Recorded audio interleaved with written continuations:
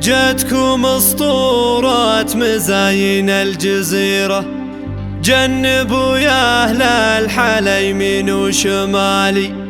نورها اللي تستحق أعظم مسيرة، صفو العارضة لها قدر وجلالي، والأحضرت وسط المنصة الأميرة،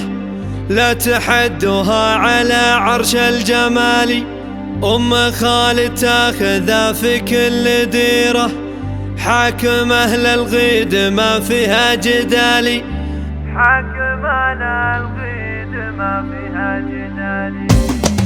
جتكم اسطورة مزاين الجزيرة، جنبوا يا أهل الحلا يمين وشمالي، نورها اللي تستحق أعظم مسيرة، صفو العارضة لها قدر وجلالي، ولحظرت وسط المنصة الأميرة، لا تحدها على عرش الجمال، أم خالد تاخذه في كل ديرة، حاكم أهل الغيد ما فيها جدالي، حاكم أهل الغيد ما فيها جدالي، نورة بنت سعيد بالهبة جديرة، بنت شيخ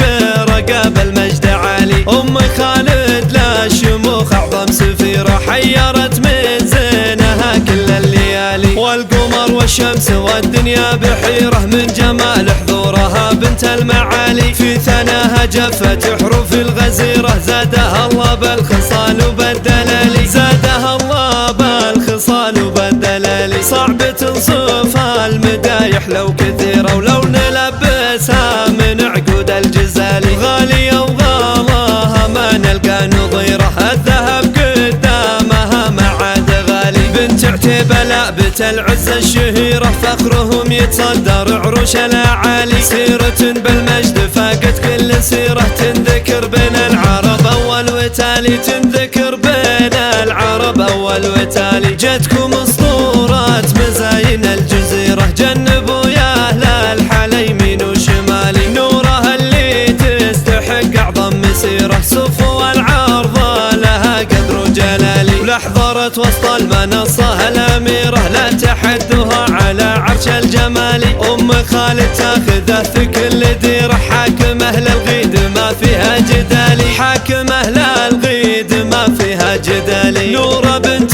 سعيد بالهبة جديرة، بنت شيخ